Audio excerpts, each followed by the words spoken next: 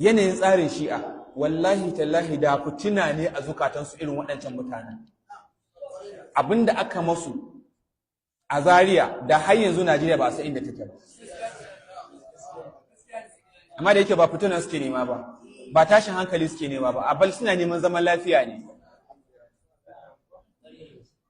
Ko uffan, amma dukkanin wanda ya ba da gudunmuwa ya sa hannu aka masu rashin mutunci yana ina yau.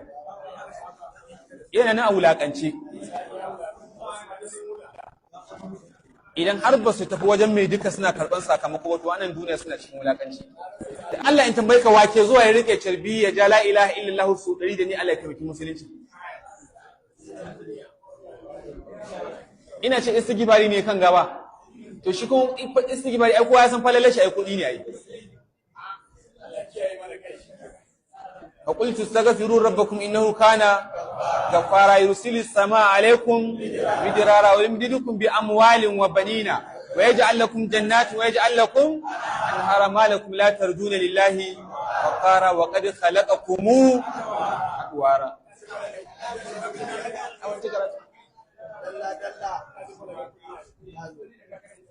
Don Allah wane ne daga cikinmu a daren da ya wuce je ya ɗauki carbi ya ja wallahu galibun ala amrihi 111 wa ya ja carbi ya ce fa hazamuhum bi iznillahi 111 akan Allah ya karya kafiran duniya.